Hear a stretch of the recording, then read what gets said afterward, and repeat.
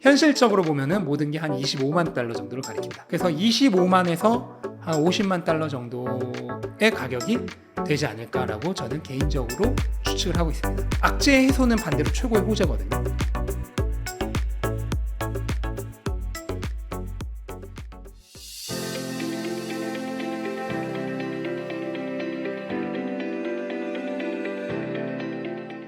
네, 안녕하세요. 저는 유튜브 채널 멘탈이 전부다에서 투자에 관한 얘기를 하고 있는 철이형이라고 합니다. 반갑습니다. 당연히 유효하고요. 지금 이제 시간이 얼마 안 남았어요. 네, 비트코인의 본격적인 상승장, 그러니까 전고점을 완전히 뛰어넘어서 본격적인 상승을 시작하는 포물선 상승장이 오는 시기를 이제 반감기 6개월 후, 반감기 후반전 페이즈 2라고 제가 비슈사 책에서 정의를 했었는데 그 시기에 딱 맞춰서 그 일들이 일어날 겁니다. 네. 반감기, 본격적인 반감기 효과, 그러니까 공급 감소 효과가 발생하는 것 자체가 원래 반감기 후반전 페이지 2, 그러니까 반감기 6개월 이후죠. 네. 그러면 그게 대략 9월에서 10월 정도입니다. 그런데 얼마 전에 모건 스탠리가 보도를 했는데 늦어도 8월 말 정도까지 네. 모든 펀드에서 네. 모건 스탠리가 운용하고 있는 1조 5천억 달러나 되는 네. 모든 펀드에서 비트코인 현물 ETF에 투자가 가능하도록 승인을 받을 예정이라고 했어요. 물론 가능하도록이니까 다 투자를 한다는 얘기는 당연히 아니에요. 네. 근데 어쨌든 이제 투자를 할 준비를 하겠다는 거죠. 그리고 많은 번스타인에서 얼마 전에 보도가 나왔는데 3분기에서 4분기 정도 해서 대형 기관들, 우리가 와이어하우스라고 부르는 네. 운용 자산이 수천억에서 수조 달러 이상 되는 대형 자산 운용사들이 본격적으로 ETF에 투자할 것이다 라는 보도가 나왔어요.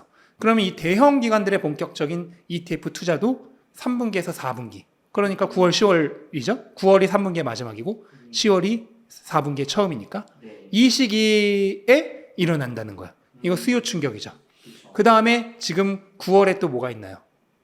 미국의 최초 금리 인하가 예정되어 있죠. 물론 9월이 될 수도 있고 11월이 될 수도 있어요. 하지만 이 사이에 일어날 거라고 지금 시장은 굉장히 확신을 하고 있어요. 네. 그럼 9월과 11월 사이라고 하는 것은 결국 또 뭐다? 3분기에서 4분기로 넘어가는 사이. 그렇죠. 네. 그 다음에 앞에서 말씀드린 최대 악재 마운트 곡스. 네. 그 마운트 곡스 물량도 10월까지 배포가 끝나요. 그 얘기면은 마운트 곡스 악재. 이게 비트코인의 10년 묵은 최대 악재거든요. 네. 이 악재가 해소되는, 악재 해소는 반대로 최고의 호재거든요. 그것도 10월이면 끝이 나요. 모든 상황들이 지금 9월에서 10월 사이를 가리키고 있죠. 거기다 비트코인은 원래도 4분기가 역대 평균 수익률이 88%입니다. 그 정도로 강력한 힘을 보였던 게 4분기예요. 그러면 모든 것들이 다 지금 3분기에서 4분기 넘어가는 시기를 가리키고 있어요.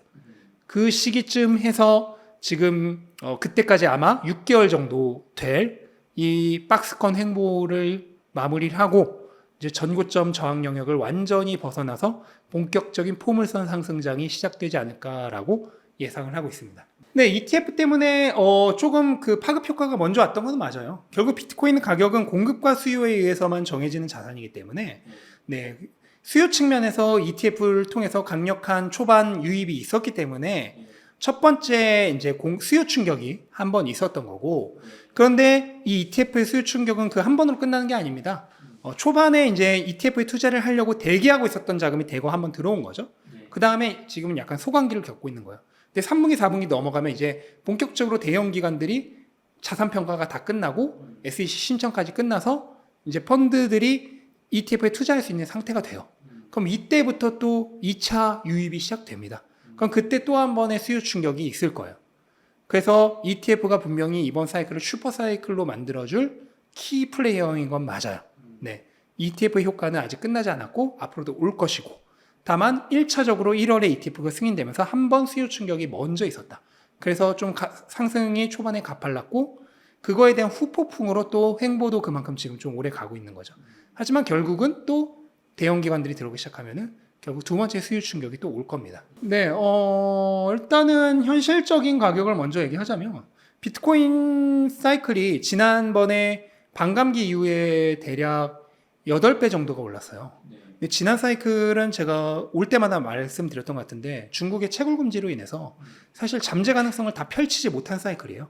네, 중간에 꺾인 사이클이거든요. 그래서 어떻게 보면은 원래 8배보다 더 오를 수 있는 게 못 올랐던 사이클이고, 근데 만약에 이번 사이클은 슈퍼 사이클이라고 하면은 충분히 더 강력한 힘을 발휘할 수 있잖아요. 하지만 시가총액이 훨씬 높아졌기 때문에 상승폭이 좀 줄어든다고 가면을 하면은 한 지난 사이클의 절반 정도 상승을 할 수 있을 거라고 생각을 해요. 그러면 4배 정도잖아요. 그러면 이번 사이클이 반감기에 64,000달러였으니까 그거의 4배라고 하면 대략 25만 달러? 네. 뭐 그 정도가 현실적인 선이지 않나라고 생각을 하고, 그 다음에 지금 여러 기관들이 예측하고 있는 2025년 비트코인의 목표 가격이 대략 16만 5천 달러 정도예요. 근데 기관들이 말하는 목표 가격은 적정 가격을 얘기하는 거거든요. 근데 불장에서는 적정 가격까지만 가는 경우는 거의 없어요. 그거보다 더 많이 오르는 경우가 많죠. 그래서 적정 가격이 한 1.5배 정도 오른다고 하면 16만 5천 달러에 1.5배.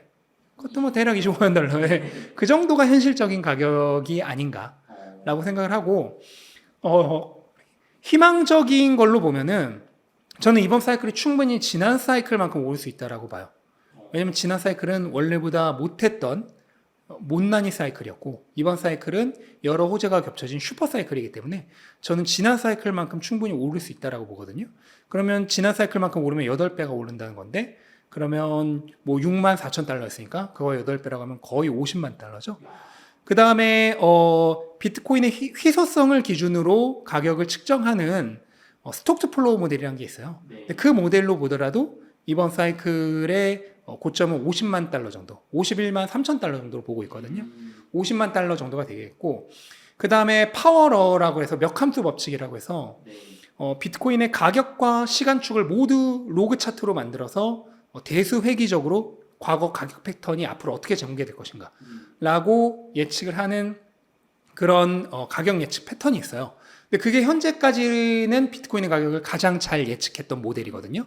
그 모델 기준으로 했을 때 이번 사이클 내년 말에 최고 가격이 한 48만 달러 정도입니다. 그러니까 그것도 마찬가지로 거의 50만 달러를 얘기하고 있는 거죠. 난 비트코인 사이클은 항상 그 적정 가격이라고 얘기하는 것보다 뭐 4배, 5배 올라요. 지난 사이클에서도 적정 가격보다 한 3배 정도 올랐었거든요. 근데 지금 이번 사이클에서 만약에 적정 가격이 3배 오른다. 그럼 기관들이 예측한 16만 5천 달러의 3배. 그것도 50만 달러. 그래서 희망적으로 보면은 모든 게 50만 달러 정도를 가리키고, 현실적으로 보면은 모든 게 한 25만 달러 정도를 가리킨다. 그래서 25만에서 한 50만 달러 정도의 가격이 되지 않을까라고 저는 개인적으로 추측을 하고 있습니다. 네, 만약에 비트코인이 그렇게 오른다고 하면 알트는 훨씬 더 오르겠죠. 그런 건가요? 네. 그러니까 만약에 내가 어쨌든 알트코인은 변동성이 굉장히 심하고 개별 알트코인은 언제든 제로가 될 수 있거든요. 그런 측면이 너무 무서워서 나는 그냥 안정적인 투자를 하겠다고 하시는 분들은 비트코인만 투자를 하면 되고요. 다만 어쨌든 알트코인에 투자를 한다는 것도 결국은 비트코인에 투자하는 거랑 똑같아요. 비트코인 사이클을 믿고 투자를 하는 거거든요. 네. 그렇기 때문에 알트코인에 투자를 한다는 것은 결국 비트코인에 대한 레버리지 파생 상품에 투자를 하는 거다 라는 개념으로 투자를 하시면 돼요. 그래서 만약에 나는 비트코인 사이클이 상승장이 더 올 거라고 믿고, 그래서 나는 조금 더 수익률이 높은 레버리지 파생 상품에 투자를 하겠다라고 생각을 하신다면 알트코인에 투자를 할 수가 있는 거죠. 네, 일단 가장 좋은 거는 비트코인을 주축으로 해서 가져가는 게 좋아요. 네. 다만 이게 사이클이 비트코인과 알트코인이 완전히 동일하게 오르진 않거든요. 일반적으로 비트코인이 먼저 불장의 스타트를 끊고요. 그리고 몇 달 지나서 알트코인이 이제 본격적으로 시즌이 돌입을 해요. 그렇기 때문에 가장 좋은 거는 사실 비트코인 불장을 먼저 확인하고 그때까지는 비트코인 위주로 들고 있다가 그 다음에 시즌이 넘어가는 타이밍에 알트코인으로 일부 물량을 전환을 하는 게 가장 좋습니다.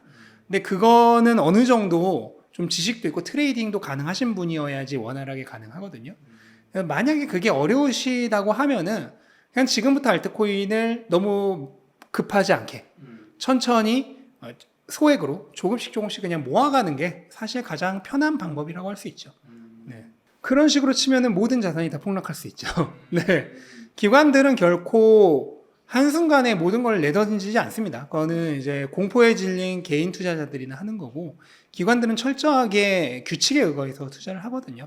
그렇기 때문에 한순간에 내던질 가능성은 거의 없다라고 보시면 되고, 오히려 기관들이 진입을 함으로써 점진적으로 비트코인의 변동성이 줄어들 거라고 예측을 하는 게 훨씬 더 합리적인 판단이 되겠죠.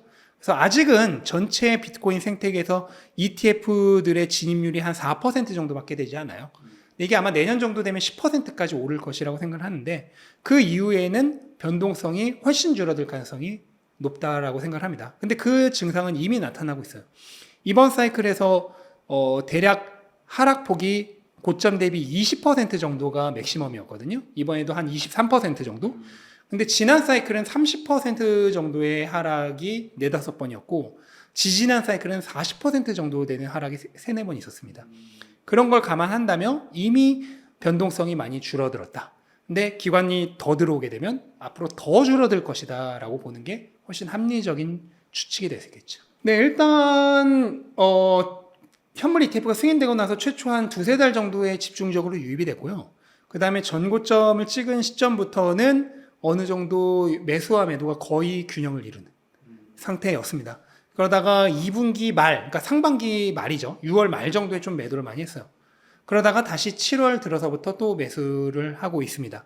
그것은 왜 그러냐면 1월에 들어왔던 ETF들은 대부분 수익이 나고 있었죠.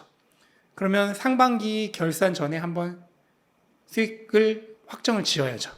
그러면서 매도 물량이 1분기, 2분기 결산, 6월 말 정도에 많이 좀 나온 거고 다시 새로운 분기가 되면서 이제 매수가 들어오고 있는데 저는 결과적으로 현재 들어와 있는 기관들은 이제 급격하게 더 많이 사지는 않을 거라고 생각을 해요. 새로운 기관들이 이제 들어와야지만 본격적인 자금 유입이 또 한 차례 시작될 거다. 근데 그거는 이제 3, 4분기 때 대형 기관들의 진입이 시작되면서부터 두 번째 유입이 많아지는 시기가 올 거다라고 저는 생각을 하고 있습니다. 네, 뭐 원래도 조금 뭐 저희가 약간 레버리지 상품이 좋아하잖아요. 그래서 뭐 나스닥이나 이런 것도 대부분 TQQQ 많이 가지고 계시고 그 다음에 테슬라나 엔비디아 같은 종목도 뭐 2-3배 레버리지로 많이 투자를 하시죠. 그런 조금 그런 레버리지 상품을 좋아하는 게 있는데 제가 앞에서 알트코인은 비트코인에 대한 레버리지 파생 상품이라고 말씀드렸잖아요. 그러다 보니까 아무래도 좀 국민적 성향과 잘 들어맞지 않나 라는 것도 있고 또 동시에 그만큼 비트코인 자체 가치에 대한 좀 교육이 아직 덜 돼 있다라고도 볼 수 있죠. 그러다 보니까 암호화폐는 그냥 돈 놓고 돈 먹기. 왜냐면 세금이 없잖아요. 그러다 보니까 그냥 합법적 도박장 같은 개념을 가지신 분들도 여전히 많다. 그런 여러 좀 복합적인 이유가 있지 않나라고 생각을 합니다. 네, 알트코인은 일단은 원래 첫 번째 계명이 절대로 집중 투자를 해서는 안 돼요. 무조건 포트폴리오를 잡고 분산하여 투자를 해야 됩니다. 수익률이 굉장히 안 좋으신 분들 같은 경우에는 아마 몇몇 종목에 집중 투자를 하셨을 가능성이 높아요. 왜냐면 알트코인 전체로 보면 결코 뭐 40-50% 하락하지는 않았거든요. 네. 그래서 우선은 일단 그 부분이 잘못이 된 건데 저는 사실 지금이라도 포트폴리오를 만들어야 된다고 생각해요. 그래서 여러 알트코인에 분산해서 투자를 해야 된다고 생각을 해요. 근데 아마 못 하실 거예요. 왜냐면 지금 내가 가지고 있는 애가 이미 마이너스 50%인데 얘를 팔고 다른 애를 사면은 어떻게 보면은 그 손실 확정 같은 느낌이 들어서 못 하거든요. 근데 사실 그게 심리적인 오류예요. 왜냐면 내가 A를 100원에 샀어요. 얘가 50원이 됐어요. 근데 얘가 다시 2배 올라서 100원이 되는 거나 현재 세금도 어차피 없죠. 그럼 이 50원짜리를 팔아서 B라는 애를 샀어요. 얘가 요즘 훨씬 좋아. 얘가 2배 올라서 100원이 되는 거나 똑같아요. 근데 사람들은 그렇게 받아들이지 못해요. 예, 내가 물린 A가 무조건 2배가 돼야 돼, 다시. 그래서 아마 못 팔 거란 걸 알기 때문에 저는 별 말씀을 안 드리는데 원칙은 지금이라도 다시 원래 정상적인 투자 방법으로 돌아가야 됩니다. 그게 원금 회복을 할 가능성이 훨씬 높아요. 네, 일단은 기본적으로 메이저 알트코인 위주로 투자를 해야 되고 사실 알트코인 투자 종목이 수만 개이기 때문에 뭐 여기서 그것만 얘기해도 한 3시간 얘기해야 되거든요. 그 때문에 뭐 자세한 얘기는 나중에 책 나오시면은 한번 보셨으면 좋겠고 알트코인이 카테고리가 굉장히 여러 개가 있어요. 네, 그래서 레이어 1, 레이어 2, 그 다음에 요즘 같은 경우 뭐 AI라든지 지난 사이클의 유행이었던 디파이라든지 게이밍이라든지 그 다음에 뭐 요즘 뜨고 있는 뭐 RWA라든지 여러 카테고리가 있는데 그 카테고리별로도 또 나눠서 투자를 해야 됩니다. 네, 그런 식으로 최대한 분산해서 포트폴리오를 가져가야 한다라고 말씀을 드리고 싶어요. 어차피 손해본다는 마음으로 지금이라도 여러 알트코인들, 내가 정 모르겠다 하면 시가총액 2위부터 20위까지 스테이블 코인은 빼고 그냥 다 분산해서 투자를 하세요. 예. 그렇게 하더라도 결국은 회복을 하고 가격이 훨씬 더 오를 확률이 압도적으로 저는 높다고 생각합니다. 왜냐면 올해 말 정도부터 알트코인 시즌이 시작이 될 것이기 때문에. 알트코인 개별은 시장이 아무리 좋아도 빵원이 될 수 있습니다. 저는 최소 10개 이상이라고 보고요. 네. 많으면은 30개 이상도 가능하다고 봅니다. 네, 뭐 여러 가지 복합적인 이유가 있겠지만 우선 가장 큰 거는 채굴자들의 매도가 지금 제일 영향을 주고 있는 것으로 파악이 돼요. 근데 이거는 새로운 거는 아니고 원래 매 반감기마다 있어 왔었던 일이거든요. 그래서 지난 반감기와 지지난 반감기에도 반감기가 지난 후에 3개월에서 4개월 정도 횡보하는 시간이 있었어요. 그래서 박스권에 갇혀서 횡보를 하는 거죠. 그래서 지금도 보시면 가격이 5만 한 9천 달러에서 7만 2, 3천 달러 사이의 가격대를 지금 한 3개월 넘게 왔다 갔다 하고 있잖아요. 박스권에서 움직이고 있는 건데 이 기간 동안 채굴자 매도가 굉장히 많이 나와요. 매도가 나오는 이유는 간단한데 채굴자들이 운영을 위해 들이는 비용은 똑같죠. 근데 생산량이 절반으로 줄어들잖아요. 반감기가 지나면. 근데 회사를 운영은 해야 되잖아. 그러니까 채굴자들은 보통 보유하고 있는 그 재고의 여분의 비트코인이 있는데 이거를 회사 운영을 위해서 팔 수밖에 없는 거예요. 왜냐면 새롭게 생산되는 비트코인이 절반밖에 안 되니까. 네. 그래서 이거를 팔면서 일단은 매도가 많이 나오고 두 번째로는 반감기가 지날 때마다 점점 그 채굴란이 경쟁도가 올라가요. 그러면 상대적으로 경쟁력이 없는 회사들은 이제 퇴출될 수밖에 없어요, 시장에서. 그러면 얘네들이 퇴출될 때 어떻게 하나요? 우리가 다 폐업 정리. 네. 반값 할인. 네, 얼마든지도 상관없어요. 그냥 던지고 가는 거예요. 그런 식으로 경쟁에서 밀리는 채굴자들, 그러니까 채산성이 떨어지는 채굴자들이 폐업 할인하면서 다 던지고 갑니다. 채굴기도 다 정리하고. 바로 그런 시기를 이제 그 반감기 지나고 한 3, 4개월 정도의 시간 동안 일어나는 거예요. 그거를 이제 채굴자 항복기라고 하는데, 근데 마지막으로 이제 채굴자들이 다 던지고 나갈 사람 다 떠나고 나면 그때부터는 이제 슬슬 매도량이 줄어들기 시작하면서 가격이 다시 오를 만한 기반이 되는 거죠. 근데 지금 5월 정도를 기점으로 해서 이미 매도량은 상당수 한 절반 이상 감소를 했어요. 그렇기 때문에 아직 완전히 끝난 것은 아닌 것으로 보이지만 점진적으로 이제 채굴자 항복 시기를 향해 가고 있다. 그래서 제가 비슈사 책에도 적었지만 본격적인 상승장은 반감기 후반전 페이즈 2, 반감기 지나고 6개월 뒤부터라고 말씀드렸거든요. 그 시기가 보통 이제 채굴자 항복이 다 끝나고 공급량이 절반으로 줄어든 효과가 본격적으로 나타나는 시기예요. 그 시기를 향해 지금 가고 있는 거죠. 그다음 두 번째로는 최근 들어서 좀 각국 정부가 불법적인 활동에서 압수했던 비트코인을 좀 매도를 많이 하고 있어요. 가격도 어쨌든 전고점 근처에 있고 좋으니까 이 시기를 이용해서 매도를 하고 있는 것 같은데 독일 정부 같은 경우에도 5만 개를 이번 1월에 압수를 했는데 그 중에서 지금 한 6천 개 정도를 거의 일주일 동안 매일같이 팔았어요. 하루에 1,000개씩은 팔았다는 거죠. 하루에 채굴되는 비트코인의 2배가 넘는 양을 거의 매일같이 판 거예요. 그런데 아직 양이 한 4만 4천 개 정도가 남아있어요. 그럼 지금 같은 속도로 더 판다면 한 두세 달은 더 팔 수 있다는 거죠. 네. 그 다음에 미국도 얼마 전에 또 한번 팔았고, 네. 이런 식으로 정부의 매도가 좀 있는 것. 그 다음에 이제 세 번째도 이것도 중요한 이유인데, 마운트 곡스 물량이 조만간 풀린다는 불안감이 시장에 남아있어요. 네. 그래서 마운트 곡스의 채권자 보상 물량, 비트코인 약 14만 개 정도가 조만간 풀리는데, 한 번에 다 풀리는 건 아니고, 3달 정도에 걸쳐서 나눠서 풀리는 건데 어쨌든 그 물량이 나오면 적어도 그 중에 한 절반 정도는 시장에 나올 수 있다. 한 3달 정도에 걸쳐서 라는 불안감이 있죠. 근데 마운트 곡스 얘기는 제가 지난번에 나와서도 한번 한 것 같은데 실질적으로 그렇게 큰 악재는 아니에요.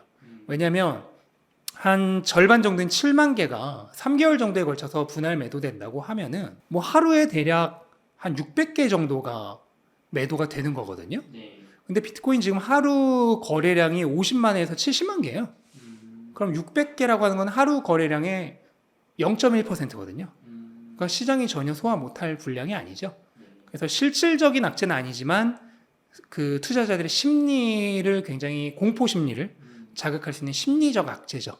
근데 이게 아직 남아있다는 거. 조만간 배포가 시작된다는 그런 불안감이 남아있다는 거. 이런 여러 악재들이 어떻게 보면 동시에 지금 겹치면서 가격을 누르는 역할을 하고 있다라고 볼 수 있겠죠. 네, 뭐 121선이라고 하는 건 사실 별로 의미가 없어요. 그거는 이제 121선을 중요하게 보고 있는 트레이더들에게만 의미가 있는 거죠.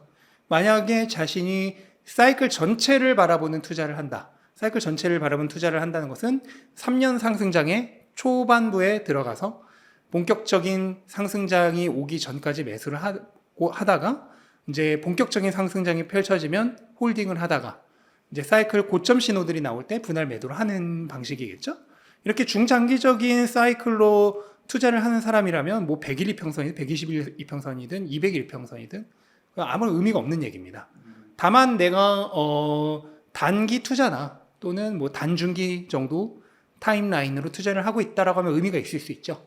근데 뭐 그런 투자자들이라면 본인이 판단하면 되는데, 네, 일반적으로 사이클 전체를 바라보고 투자를 하시는 분이라면 그런 거에 상관없이 사이클 고점 신호가 나올 때까지 가지고 하면 되고요. 왜냐면 가격이라고 하는 것은 예측하기가 어렵거든요. 막상 마운트 곡스 물량이 풀렸다는 소식이 나오고 나서 가격이 상승할 수도 있는 거예요. 악재 해소로 받아들여서. 그리고 마운트 곡스 물량 풀렸다는 소식 나왔는데 며칠이 지나도 가격이 거의 안 떨어져. 그럼 뭐 사람들이 생각하겠죠. 별거 아니잖아. 그럼 그때부터 오히려 가격이 오를 수도 있어요. 그런 식으로 판단이 불가능하기 때문에 네, 그 사이클 전체를 바라보는 투자를 하시는 분이라면 신경 쓰실 필요가 없다. 오직 사이클의 관점에서만 투자를 하면 된다. 다만 단기 투자나 중기 투자를 하시는 분이라면 본인의 원칙상 그런 추세선이 중요하다면은 그거에 맞춰 판단을 할 수 있겠죠. 그건 개인의 선택이라고 생각합니다. 일단 지금 앞에서도 설명드렸듯이 마운트 곡스 악재가 아직 남았어요. 실제로 배포가 시작됐다는 소식이 들릴 때 저는 최종 악재가 될 거라고 생각을 해요. 그리고 채굴자들의 매도도 아직 완전 최종 항복이 나오지 않았어요. 네. 그리고 여러 지표들도 아직 최종 항복이 나오지 않았어요. 지금 아직도 비트코인은 전체 투자자의 85%가 수익 상태입니다. 그러면은 전반적으로 여전히 과열 상태라고 볼 수 있겠죠? 네, 올해 초에 너무 빠르게 많이 올랐기 때문이에요. 그렇다는 얘기는 아직 팔 사람이 다 안 팔았다. 힘든 시기가 가격적으로 더 있을 수 있다라고 생각을 합니다. 그래서 지난번 4, 5월 정도의 저점이 한번 56,500달러 정도까지 갔었던 적이 있죠. 이번에도 한 그 정도 가격까지는 한 번 정도 더 하락할 가능성은 여전히 남아있다라고 봅니다. 그리고 만약에 그런 일이 발생한다면 마운트 곡스 물량이 실제로 배포된다는 소식이 들릴 때. 근데 대신 저는 그 지점이 정말 마지막 찐 바닥이 될 거라고 생각을 해요. 지금 현재 가격 흐름이 작년에 6개월 정도 횡보했던 기간이 있어요. 그 기간과 주봉상으로 보면 굉장히 비슷하거든요. 근데 그때 한 번 강하게 올랐다가 이렇게 횡보를 하다가 떨어졌다가 다시 올랐다가 횡보를 하다가 두 번 떨어졌어요. 그리고 여기서 찐바닥을 형성하다가 한 두 달 정도 지났을 때부터 본격적인 상승이 시작됐거든요. 근데 이번에도 마찬가지죠. 3월에 한번 강하게 올랐다가 떨어졌다가 5만 달러대까지 떨어졌죠. 그랬다가 다시 올라서 7만 대까지 다시 올랐죠. 그랬다가 또 한 달 횡보하다가 다시 지금 또 6만 달러 정도까지 떨어진 거잖아요. 그러니까 가격 패턴이 굉장히 비슷해요. 근데 그때도 이 지금 현재 위치한 두 번째 바닥 가격에서 한 번 반등해서 100일 이평선의 저항을 받았던 적이 있어요. 근데 이번에도 며칠 전에 한 번 6만 4천 달러 정도까지 상승해서 거기가 정확히 100일 지수 이평선이거든요. 그 100일 EMA에서 정확히 저항을 받았어요. 그리고 나서 떨어졌는데 지난번에 지금처럼 두 번째 반닥을 형성했을 때 한 번 더 전저점을 확인했던 적이 있어요. 그러면 우리도 이번에 한 번 더 전저점을 확인할 수 있죠. 최근 전저점이라고 하면 56,500달러죠. 거기를 한 번 더 확인할 패턴적인 그런 모양이 좀 갖춰지고 있는데 거기에 하필 그 마운트 곡스 악재도 조만간 한번 있을 것이다. 그러면 이 타이밍 정도 해서 한 번 정도 더 5만 달러대를 확인하는 그런 찐바닥 확인이 있을 가능성이 높지 않나 라고 보고 있습니다. 물론 이거는 가능성적인 얘기지 뭐 실제로 어떻게 될지는 알 수 없는 거죠. 하지만 확률적으로는 저는 그럴 확률이 있다라고 생각을 하는데 대신 그런 일이 일어난다 하더라도 저는 그 지점이 찐바닥이 될 거라고 생각을 합니다. 근데 그 찐바닥을 확인했다고 해서 갑자기 또 급등을 하는 건 아니에요. 지난번에도 작년 6개월 횡보장에서도 이 두 번째 바닥 기간에서 찐바닥을 확인하고 나서도 한 달 반 정도 가격이 서서히 올랐어요. 네, 그러니까 다져가는 시간을 갖는 거죠. 찐바닥을 확인하고. 네. 이번에도 아마 비슷하게 될 거라고 생각해요. 찐바닥을 한번 확인하지만 갑자기 오르는 것은 아니고 한두 달 정도 서서히 좀 점진적으로 다지는 시간을 가질 것이다. 근데 작년에 그 6개월 행보장을 끝냈을 때 그리고 나서 4개월 만에 3배가 올랐거든요. 네, 그랬던 역사를 생각해 본다면 이번에도 이 마지막 바닥 구간을 네. 벗어나고 나면은 비슷한 흐름이 펼쳐지지 않을까라고 저는 생각을 합니다. 근데 마운트 곡스가 물량이 풀렸다는 소식이 들렸을 때 일단은 한번 하락할 가능성이 높지 않나. 근데 지금 6만 달러가 간당한 상황인데 네. 여기서 한 번 더 하락이 나오면 5만 달러대 보는 거잖아요. 그렇죠. 그러니까 확률적으로는 그 확률이 높다고 봐야 되지 않을까요? 네, 그 얘기는 이제 비트코인 사이클에서 그 중간 조정기마다 늘 나오던 식이에요. 그 다음에 특히 반감기를 전후해서 그런 얘기가 맨날 나왔어요. 네, 이번에는 반감기 없다. 근데 반감기 효과 자체가 원래 반감기 끝나고 3, 4개월 지나서부터 조금씩 나타나고 본격적이라는 것은 반감기 6개월 이후, 반감기 후반전 페이즈 2. 이거는 제가 이미 1년 전에 썼던 비트코인 슈퍼사이클에 그냥 적었던 내용이에요. 맞아요. 그 일이 그대로 일어나고 있는 거예요. 거짓말 같으신 분 한번 사서 보세요. 진짜 반감기 후반전 페이지 2부터 오른다고 적어놨어요. 그런데 이번 사이클은 조금 의외적인 면이 있었죠. 반감기 전에 최초로 전고점을 찍었어요. 이거는 새로운 역사거든요. 그래서 그때는 대부분의 전문가들이 이번 사이클은 어쩌면 단축 사이클이 될 수도 있다라는 전망을 했던 거예요. 그런데 그 이후로 지금 몇 개월 동안 횡보가 지속되고 앞으로도 조금 더 횡보가 지속될 것으로 예상이 되면서 그러면은 결국 가격 패턴이 그냥 원상복귀 되는 거죠. 그러면서 원래 제가 비슈사 책을 썼을 때 그 시간과 시간축과 똑같은 타임라인으로 지금 가고 있는 겁니다. 그러니까 원래는 더 빨랐는데 지금 휴게소에서 오래 쉬고 있는 거예요. 네, 그러면서 결국은 그냥 뒤따라오던 차들도 휴게소에 멈췄어요. 그래서 결과적으로는 과거 사이클, 그 뒤따라오는 차라고 하는 것은 과거 사이클들이죠. 그 과거 사이클들과 지금 거의 똑같은 속도로 다시 맞아 들어가고 있어요. 그렇기 때문에 결국은 현재 사이클이 끝났다라고 하는 어떤 신호도 찾아볼 수 없어요. 모든 고점 신호들이 지금 다시 리셋되고 있어요. 리셋되고 과거에도 조금 빨랐던 때는 항상 여지없이 조정이 나오면서 그 고점 신호들이 과열 신호들이 리셋이 됐었는데 지금 그런 흐름으로 가고 있고 그렇다면은 결국 우리는 과거 사이클들과 비슷한 속도로 앞으로 전개될 것이라고 전망할 수가 있는데 이거는 나쁜 게 아니라 오히려 좋은 겁니다. 왜냐면 단축 사이클이 됐으면은 사이클 고점도 정확히 예측하기가 어려워요. 그다음에 언제 팔아야 할지 전혀 감을 잡을 수가 없어요. 왜냐면 안 가봤던 길이니까. 기존의 고점 신호들도 다 신뢰가 불가능해요. 왜냐면 안 가봤던 길이니까. 근데 지금 사이클 속도가 정상화됐어요. 그럼 오히려 더 좋은 거죠. 왜냐면 안 가봤던 길에서 가봤던 길로 지금 돌아온 거니까. 이제부터는 그냥 원점으로 리셋이 됐고 원래 사이클 속도로 돌아왔다. 그러니까 원래 사이클의 그 전개가 앞으로 펼쳐질 것이다 라고 전제를 하고 보시면 되기 때문에 오히려 투자에 대한 난이도가 더 쉬워졌다라고 저는 생각을 합니다. 지금 물렸다는 것은 결국 가격이 엄청나게 오를 때 들어오셨다라는 거거든요. 거기다가 제가 그때도 항상 2, 3개월 정도 분할 매수하라고 말씀을 드렸는데 분할 매수 하셨으면 아마 지금 큰 차이가 없을 거예요. 평균 단가가. 근데 만약에 물려 계신다면 거의 최고점에서 그냥 올인 매수를 하신 거거든요. 그러면 이미 어떻게 보면 잘못된 투자를 좀 하신 거예요. 그러면 그거를 이제 교훈으로 삼아서 앞으로는 그렇게 하면은 안 되겠죠. 지금 비트코인 투자자의 85%가 수익 상태인데 그 15%에 들어왔다고 하는 것 자체가 어떻게 보면은 좀 뒤늦게 들어온 거예요. 근데 다행인 것은 이게 내년 말에 그렇게 들어오신 분은 답이 없어요. 왜냐면 사이클이 끝날 때거든요. 그럼 이제 다음 사이클까지 기다려야 돼요. 한 2년은 최소 기다려야 되는 건데 이번에 들어오신 분들은 행운합니다.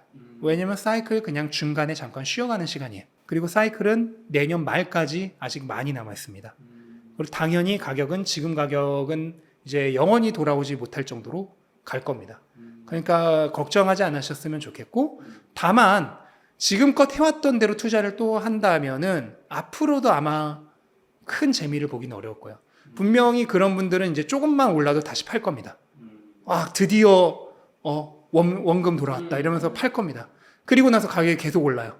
그럼 이제 또 고점에서 또 들어와요. 그렇게 되실 분들이 굉장히 많아요.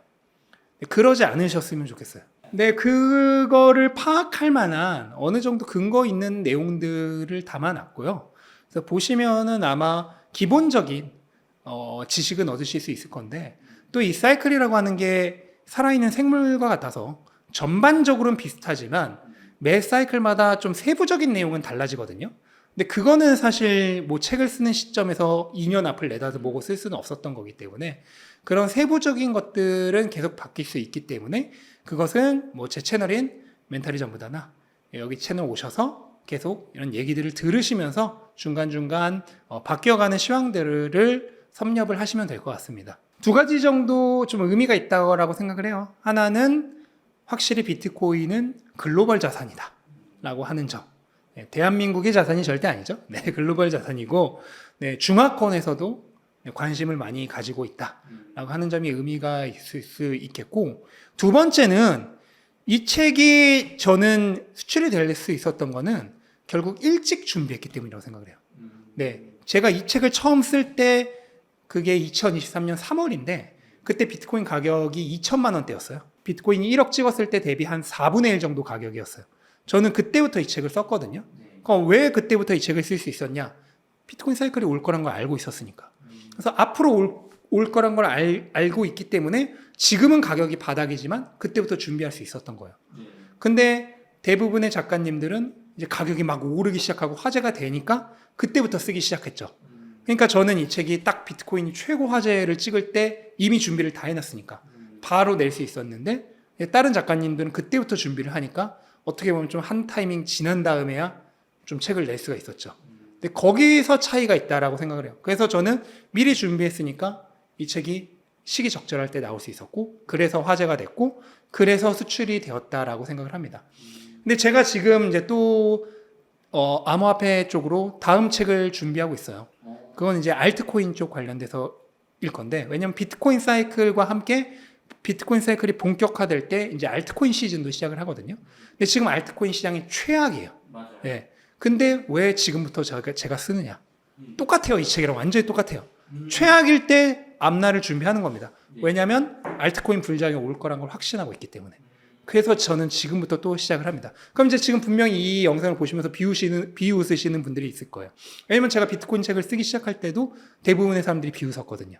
지금 바닥인데 그걸 왜 쓰냐. 근데 결국 보란 듯이 적중됐잖아요. 똑같은 일이 일어날 겁니다. 지금 알트코인 시장 최악이니까 쓴다고 하면 비웃죠. 근데 이제 보세요. 책 나올 때. 그때 보시면은 시간이 모든 걸 말해줄 겁니다. 일단은 연말을 생각하고 있습니다. 네. 그 얘기는 반대로 얘기하면은 그 시기에 좋은 시기가 올 거라고 저는 믿고 있다는 뜻입니다.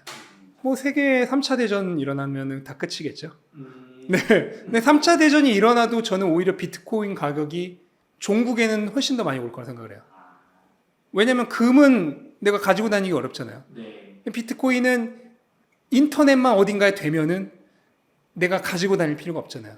그래서 오히려 그런 상황이 아포칼립스적 상황이 벌쳐지면은 아예 인류의 문명이 끊길 정도의 상황만 아니면, 그러니까 인터넷이 그냥 사용 불가능하게 되는 그 상황만 아니면 저는 비트코인이 엄청나게 가치를 가질 거라 보는데, 대신 사이클 이런 건 다 사라지겠죠. 그냥 당장은 그냥 먹을 거 그런 게 최대 가치를 가지겠죠. 당장은. 네, 사실 그런 것들은 비트코인 가격에 과거에 영향을 거의 주지 않았어요. 네, 다 일시적이었고, 네, 뭐 예를 들어서 10배 오를 거 8배 오르게 만든다든지 그 정도의 차이만 주었을 뿐, 원래 지정학적 요소나 정치적인 요소는 투자 시장에 장기적으로는 영향이 거의 없습니다. 이건 이미 통계학적으로 나와 있는 거예요. 하지만 굳이 뭐 얘기를 한다면은 일단은 올해 대선이 있겠죠. 네, 대선에서 아무래도 현 집권당 측이 반암호화폐적인 태도를 취하고 있기 때문에 한 번 더 집권을 한다면은 뭐 암호화폐 시장에는 조금 안 좋을 가능성이 있죠. 하지만 저는 아마 사이클 전체에 큰 영향을 미칠 거라고 생각하지 않습니다. 하지만은 뭐 단기적으로는 좀 안 좋을 수 있다는 거. 일단 뭐 지정학적으로 뭐 중국이 대만을 침공한다든지 이런 문제들이 생기면은 또 가격이 뭐 일시적으로는 굉장히 충격에 휩싸일 수 있겠죠. 네. 그런 여러 가지 뭐 블랙스완급의 사건들. 근데 그거는 예측할 수가 없는 거잖아요. 많이 떨어지겠죠. 왜냐하면 비트코인이 많이 떨어지는 이유는 간단해요. 금은 내가 쉽게 팔기가 어려워요. 네, 뭐 전쟁 났다고 해서 쉽게 파는 게 아니에요.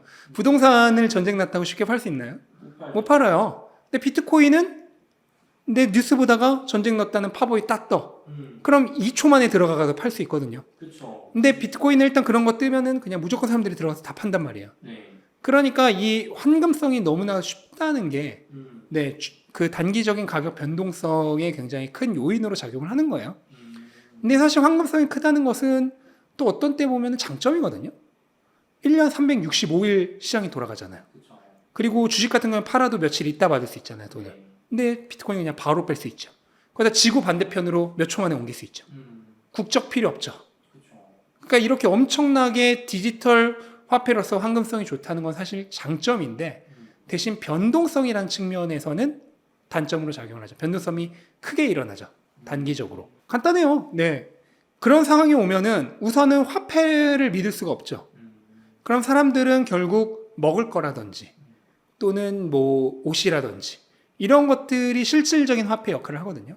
그럼 과거에는 만약에 그런 전시 상황이 됐다라고 하면은 먹을 거나 뭐 옷이나 이런 것은 결국은 보존성이 떨어지잖아요. 네. 그러면 보존성 있는 화폐가 최고의 화폐가 돼요. 그러다 보면 결국 다시 돌아가는 게 과거 원시 시대처럼 금과 같은 그런 자산이 그러니까 돈으로 활용하기 좋은. 왜냐하면 파기되기 어렵고 그 다음에 휴대하기 쉽고 보존성이 뛰어나고 네. 그 다음에 진품과 가품을 구별하기 쉽고 네. 이런 화폐의 좋은 화폐의 그 특성을 가진 그런 자산들이 결국 돈처럼 다시 쓰인단 말이에요. 그런데 과거에는 비트코인이 없었죠. 근데 지금 비트코인이 있죠. 그쵸. 네, 지금 굉장히 치안도 안 좋고 위험한 상황이야. 근데 내가 금을 들고 다닌다고 생각을 해봐요. 이거는 그냥 뭐 표적이에요. 움직이는 표적. 그쵸. 네, 너무 쉽게 뺏기고 가지고 다니기도 어렵고 그거 껴안고 자야 돼요. 하지만 비트코인일 경우에는 그럴 필요가 없죠. 그냥 디지털 세상에 넣어두고 뭐 전국에서 다 인터넷이 안 돼도 돼요. 네. 인터넷이 되는 그런 뭐 물품 교환소나 시장 거 거기서는 인터넷이 되겠죠. 네. 거기서만 가서 비트코인으로 거래를 하면 되는 거예요. 그런 특징들이 있고 또 국적 상관없잖아요. 그쵸. 그런 특징들이 있기 때문에 인터넷이 그냥 다 사라질 정도의 완전한 인류 문명 후퇴 정도 사태가 아니면은 저는 비트코인이 오히려 그 상황이 되면 금보다도 더 귀한 자산으로 여겨질 거라고 생각을 합니다. 뭐 미국이 비트코인을 갑자기 방향을 바꿔서 금지하겠다라고 발표를 한다면 일시적으로는 매도를 해야겠죠. 왜냐하면 그런 일이 발생하면 아마 2, 3년 정도는 가격을 회복 못할 가능성이 높습니다. 네. 근데 저는 그 일이 일어나도 결국은 가격을 회복할 거라고 생각을 해요. 왜냐면 원래 모든 자산은 특히 자본주의에서는 금지하면 금지할수록 오히려 가격이 더 오르는 특성을 가지고 있습니다. 그거는 뭐 과거 역사에서 이미 여러 번 있었던 일이죠. 네. 술을 금지하면 술값이 오르죠. 네. 그런 식으로 자본주의는 원래 금지하면 가격이 더 올라요. 대신 그렇게 되기까지 좀 시간이 걸려요. 그 암시장이라고 해야 되나요? 거기가 형성이 될 때까지의 시간이 필요하거든요. 그렇기 때문에 만약에 미국이 갑자기 금지한다라고 하면은 영향이 굉장히 크겠죠. 하지만 지금 ETF에 들어와 있는 자금이 500억 달러인데 네. 그런 일이 일어날 가능성은 거의 제로에 가깝다고 봐야겠죠. 최고의 타이밍이죠. 네. 항상 그 투자는 사람들이 관심을 잃고 비관적인 얘기를 할 때가 좋은 타이밍이에요. 그 다음에 모든 사람이 관심을 가지고 낙관적인 얘기만 할 때가 위험한 타이밍입니다. 근데 문제는 일반 투자자들은 항상 그 위험한 타이밍에 들어오시죠. 그리고 그 비관적인 타이밍에 나가십니다. 포기하고. 근데 그분들이 이제 마지막으로 포기할 사람이 던지고 떠나는 순간부터가 다시 상승장이에요. 왜냐면 팔 사람이 다 팔았다는 얘기거든. 그쵸. 이제 살 사람밖에 안 남은 거예요. 아니요. 그리고 나서도 한두 달 더 횡보할 때. 그때가 정말 하락장입니다. 왜냐면은 작년에 똑같은 일이 있었어요. 6개월간 횡보할 때. 그때도 그 두 번째 바닥 구간에서 초기에 전저점을 하긴 했거든요. 네. 그리고 나서 45일 정도? 한 달 반 정도 횡보를 더 했어요. 이때 거의 대부분이 포기했어요. 왜냐면 왜 그러냐면 얼마 전에 예를 들어서 6만 한 8천 달러, 7만 달러에서 한 달간 횡보할 때는 네. 그래도 어쨌든 고점 영향이잖아요. 그쵸. 그러니까 사람들이 괜찮아요. 근데 5만 달러, 6만 달러 초반에서 앞으로 한두 달 횡보한다고 해보세요. 그러면 더 못 견뎌요. 왜냐면 이제는 그 전에는 박스권의 상단에서 한 달간 횡보를 하는 거고, 이제는 박스권의 하단에서 횡보를 하는 거예요. 이 기간이 정말 지옥 기간입니다. 그래서 동트기 전 마지막 가장 어두운 구간인데, 이때 이제 대부분 다 나가세요. 작년 그 6개월 횡보장의 그 마지막 그 바닥 구간에서 횡보하던 기간에 대부분 다 나갔어요. 근데 그때도 그렇게 많은 사람들이 나가고 나니까 그때부터 4개월 만에 3배가 오른 거거든요. 이번에도 똑같은 일이 일어날 거예요. 그래서 5만 달러 한 번 더 내려가는 찐바닥을 확인한다 하더라도 거기가 끝이 아니라 그리고 나서 한두 달 횡보가 더 돼요. 그러면은 찐바닥까지 확인하고 5만 달러 막 6만 달러 왔다 갔다 하는데 그 낮은 가격에서 한 달을 넘게 횡보를 한단 말이에요. 그럼 그때 지쳐서 다 떠나는 거예요. 그때가 진짜 마지막입니다. 올라서 그것도 한참 올라서 사람들이 다 뉴스에 나오고 할 때 사요. 그게 슬프지만 지금 또 일어날 일입니다. 네. 지금 영상을 보시고 있으면서도 아마 비웃으실 거예요. 근데 한번 봐보세요. 똑같은 일이 또 일어날 겁니다. 제가 그 얘기는 지금 나올 때마다 하고 있잖아요. 단기적인 그런 전망으로 투자를 해서 성공하는 투자자는 극 소수예요. 아주 타고난 소수의 트레이더들 뿐. 그런 트레이더면 지금 이 영상을 안 보고 계세요. 그러니까 이 영상 보신 분 그런 트레이더가 아니에요. 그러니까 그런 거 하지 말라는 거예요. 그냥 사이클 전체를 보고 투자를 하는 거예요. 그 다음에 내가 아주 좋은 매수 타이밍, 아주 좋은 매도 타이밍 못 맞추잖아요. 그러니까 초반에 그냥 두세 달 잡고 그냥 분할 매수, 매일 똑같은 가격 오르고 내리고 일절 신경 안 써요. 매일 똑같은 양 분할 매수로 사요.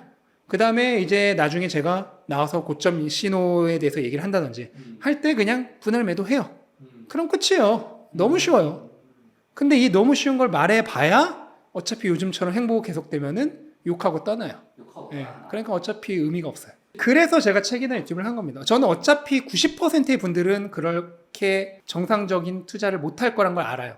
근데 10%의 분들은 그 책이나 제가 했던 영상 말을 통해서 좋은 투자를 하시거든요. 그 10%의 분들을 향해서 말을 하고 있는 겁니다. 네, 뭐 투자에 대한 경험이 적고 암호화폐 쪽에 전혀 모르신다고 한다면은 그냥 비트코인에만 투자를 하는 게 가장 좋다고 생각해요. 그래서 한 길게는 3달 정도 잡고 그냥 매일 똑같은 양을 사시는 거를 가장 추천드려요. 비트코인만.